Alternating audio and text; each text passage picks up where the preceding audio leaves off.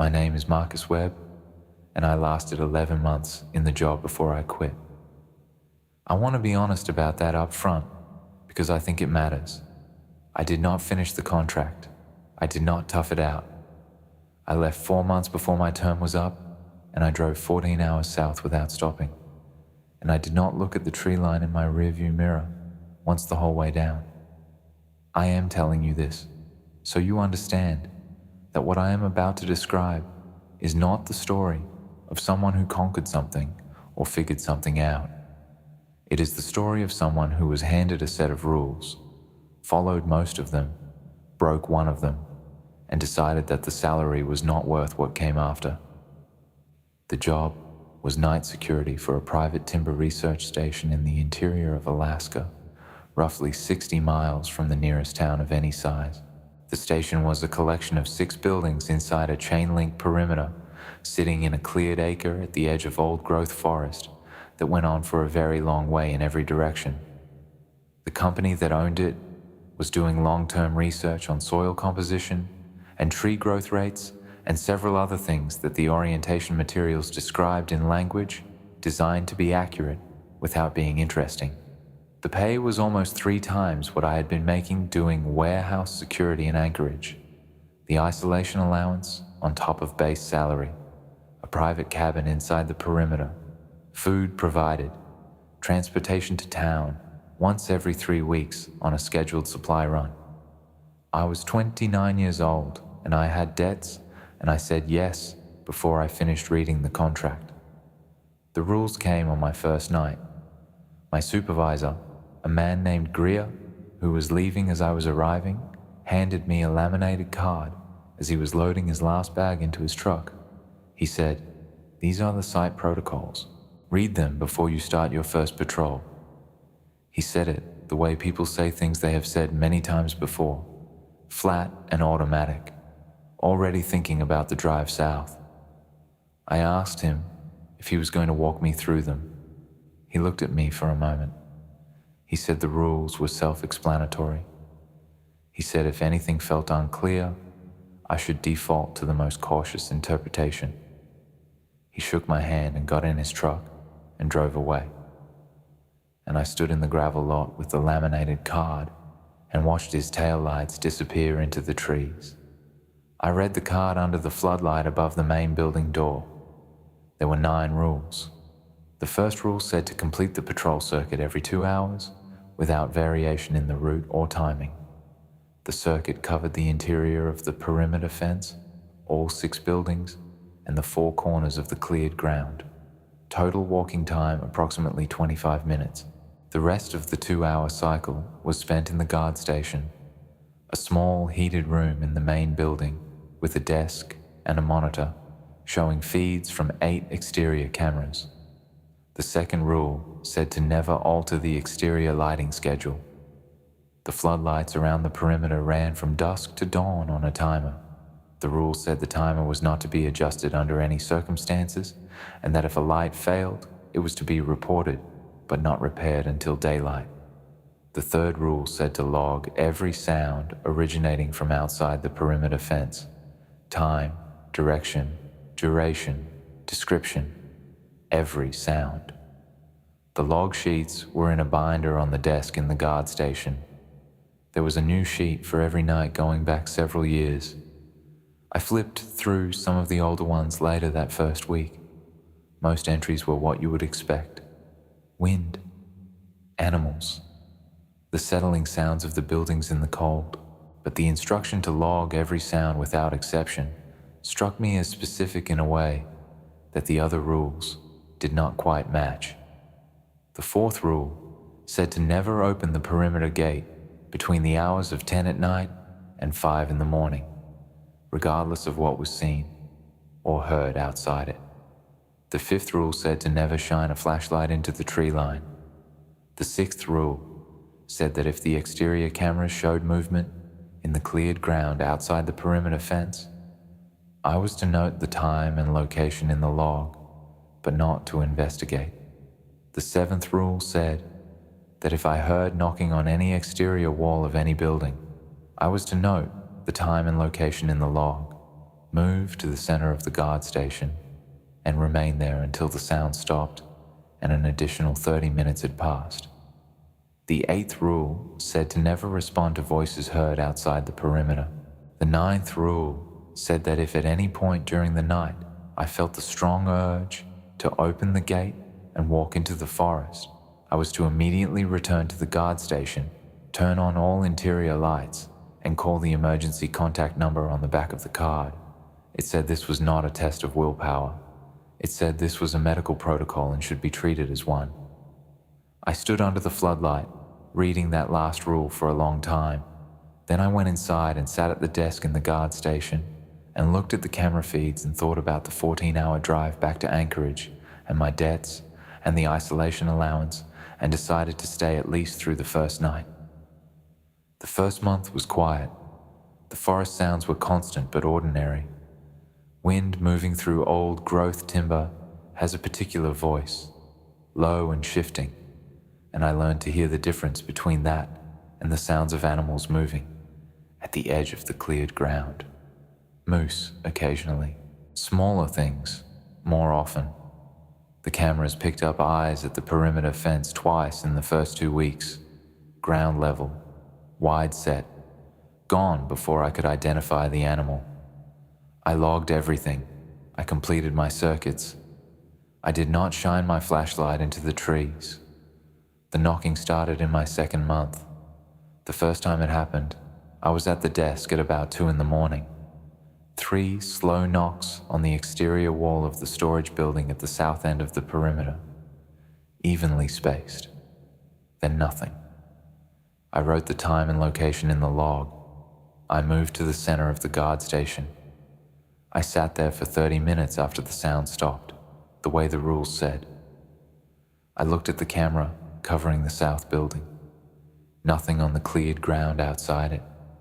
Nothing visible at the fence line. Just the flood-lit gravel and the chain link and the dark tree line beyond. I wrote in the log, 3 knocks, south building exterior, 2:14 in the morning, duration approximately 4 seconds. No visible source on camera. Then I went back to my patrol circuit and finished my night and did not sleep well when morning came. The knocking came back 8 more times over the following 3 months, always between midnight and 3 in the morning. Always 3 knocks, evenly spaced, different buildings each time. Sometimes the south building, twice the east side of the main building, once directly on the window of the guard station itself. That last time, I was sitting at the desk when it happened. 3 slow knocks on the glass, 18 inches from my face. I did not see anything on the other side of the window. The floodlight outside was functioning. The ground outside the window was empty and lit. I heard 3 knocks on a lit window with nothing visible producing them, and I moved to the center of the room and sat on the floor with my back against the desk, and I stayed there for considerably longer than 30 minutes. I looked back through the old log sheets after that night. The knocking was in there, years of it, different guards logging the same thing. 3 knocks, various buildings, always the same hours. One entry from 3 years back described knocking on the main building door for 11 consecutive nights running before it stopped for a month, and then started again. Nobody in the old logs had opened a door to investigate. The rule was clear, and apparently everyone before me had followed it. I followed it too. Every time. The voices started in my 7th month. I want to be careful about how I describe this, because the word voices implies more than I want to imply. What I heard was not words, not conversation, not anything I could interpret as language. It was sound in the register of a human voice, or more than one human voice, coming from the tree line north of the perimeter on still nights when the wind had dropped and the forest was otherwise quiet. It had a quality I found myself thinking of as searching, the way someone sounds when they are calling out in an unfamiliar place. Not distressed exactly, but oriented toward finding something, rather than communicating to someone specific. I logged it. Every time. Date, time, direction, duration. I did not respond to it. The rule was clear. But I want to tell you what the rule cost, because I think that is the part that does not come through in a description of simply following a list. Those sounds, on still nights at 2 in the morning, with 60 miles of dark between you and the nearest town, produce something in a person that is very hard to sit with. Not fear exactly. Something older than fear. Something that lives in the part of the brain that was built before language and that knows, in a way that bypasses everything rational you have learned since, that a human sound in the dark outside your walls requires a response. Sitting with that pull and not acting on it night after night is work. It is the hardest kind of work because nobody sees you doing it, and there is no moment of completion, just the same pull and the same choice made, again and again, until the night ends and you can sleep. The night I broke a rule was in my 9th month. Not one of the important rules, not the gate, not the voices. I broke the 5th rule. I shone my flashlight into the tree line. I know how that sounds after everything I have just told you. I know that the rules existed for reasons, and that the reasons were real, even when they were not explained. I am not offering a justification. I am just telling you what happened. It was a quiet night in late winter. No wind, cold, clear sky. I was on my 2 in the morning patrol circuit, moving along the north fence line, when I saw something at the edge of the floodlight's reach. A shape, standing at the tree line, just inside the shadow, where the light did not fully reach. Still, tall, the wrong proportions for a moose, too narrow in the shoulder, too upright in its posture. I stopped walking. I watched it for about 30 seconds. It did not move. I raised my flashlight and turned it on and pointed it at the trees. The light reached the tree line. The shape was not there. Not gone in the way an animal goes. No movement, no retreating sound, no branches shifting. Just absent, as though the light had not revealed an empty space but had produced one. I stood at the fence line for a long time, with the flashlight on, and the trees lit up, and nothing in them.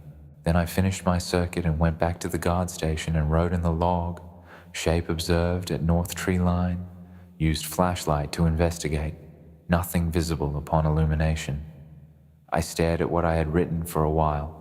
Then I added, broke rule 5, will not do so again. I did not sleep that day. Not because I was afraid, though I was afraid, because for the first time since taking the job, I understood that the rules were not precautions against the unknown. They were precautions built on knowledge, specific knowledge, earned by specific experience about what this particular piece of forest did and what made it worse. The flashlight had not protected me from anything. It had announced something.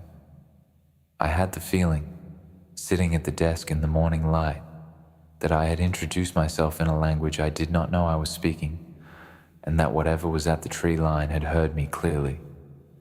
The knocking came every night for the 2 weeks following. Not 3 knocks, more than that, longer. The south building, the east wall, the window of the guard station. Patient and consistent, the way something is patient when it is not in a hurry and knows that you are not going anywhere. I followed the rules, every time. I moved to the center of the room. I waited. At the end of those 2 weeks, it stopped. 2 months later, I packed my bag and drove south. I left my log sheets on the desk in the guard station, filled out through my last night. I left the laminated card on top of the binder. I left everything the way I found it for whoever came next. I've thought about leaving a note, something beyond the logs, a personal account of what the place was like, what the rules cost, what breaking even the minor ones produced, the kind of thing you would want to find if you were arriving somewhere alone for the first time and your only briefing was a laminated card handed to you by a man already walking toward his truck. I have thought about it, but I have not done it. Partly because I am not sure what I would say beyond what the logs already contain. Partly because the rules were enough. They were enough every time I followed them. They just did not explain themselves. And in the absence of explanation, a person will eventually do something the rules were written to prevent. Whoever is there now, if anyone is there now, I hope they are following the rules. All 9 of them, every night.